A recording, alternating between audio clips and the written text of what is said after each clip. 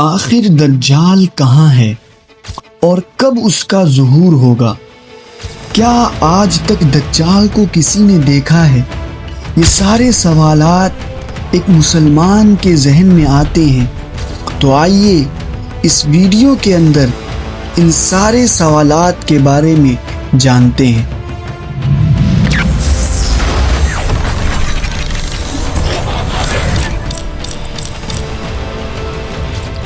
جب امام مہدی دنیا کی سپر پاور طاقت سے لڑنے میں بزی ہوں گے، تو وہیں دوسری طرف خراسان میں سیریا اور عراق کے کسی علاقے سے دجال نکلے گا۔ دجال پہلے ہی سے اس دنیا میں موجود ہے۔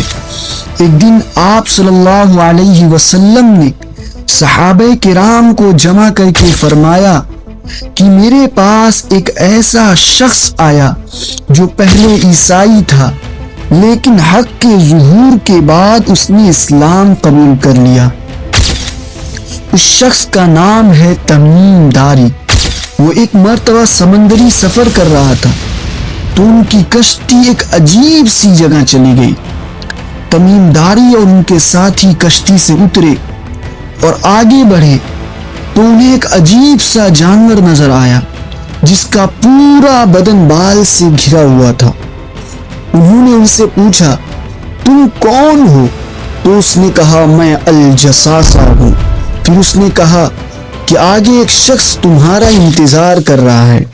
یہ لوگ آگے بڑھے تو انہوں نے دیکھا کہ ایک شخص جنزیر میں جکڑا ہوا ہے، اس کے ہاتھ اور پاؤں دونوں سکڑ سے بندھے ہوئے ہیں۔ اس نے تمیم داری اور اس کے ساتھیوں سے کہا، مجھے بیسان کے درخت کے بارے میں بتاؤ۔ تو انہوں نے کہا کہ وہ پھلوں سے بھرے ہوئے ہیں۔ تو اس نے کہا، وہ جلد ہی پھل دینا چھوڑ دیں گے۔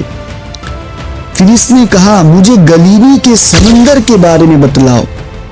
تو انہوں نے کہا کہ وہ پانی سے لبالب بھرا ہوا ہے۔ تو اس نے کہا، وہ جلد ہی سوکھ جائے گا۔ پھر اس نے کہا کہ مجھے زہر کے چشمے کے بارے میں بتلاؤ۔ تو انہوں نے کہا کہ وہ چشمہ آباد ہے۔ پھر اس نے کہا کہ وہ جلد ہی سوکھ جائے گا۔ پھر اس نے کہا کہ مجھے آخری نبی کے بارے میں بتلاؤ۔ تو انہوں نے کہا کہ وہ ہجرت کر کے مدینہ چلے گئے ہیں۔ پھر اس نے پوچھا کہ کیا عربوں نے ان کے ساتھ جنگ کی تھی؟ انہوں نے کہا، ہاں۔ پھر اس نے اپنا نام بتایا کہ میں مسیح ہوں، میں جلد ہی نکلوں گا اور 40 دن میں پوری دنیا کا سفر کروں گا، سوائے مکہ اور مدینہ کے، کہ وہاں پر فرشتے مجھے آنے نہیں دیں گے۔ اس کے بعد آپ صلی اللہ علیہ وسلم نے بتایا کہ وہ دجال تھا۔ اس کا مطلب یہ ہے کہ دجال پہلے ہی سے اس دنیا کے اندر موجود ہے، صرف اس کا ظہور ہونا باقی ہے۔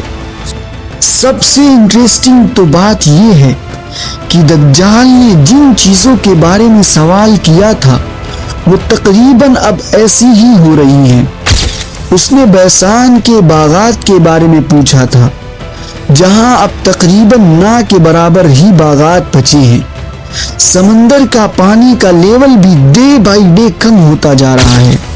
یہودیوں کا کہنا ہے کہ اگر اس کو اسی طریقے سے یوز کیا جاتا رہا تو بہت جلد ہی یہ خشک ہو جائے گا، اور چشمے تو دھیرے دھیرے سوکھتے ہی جا رہے ہیں، اور بہت سارے چشمے اب تو سوکھ بھی چکے ہیں۔ اس کا مطلب ہے کہ بہت جلد دجال کا آنا طے ہے۔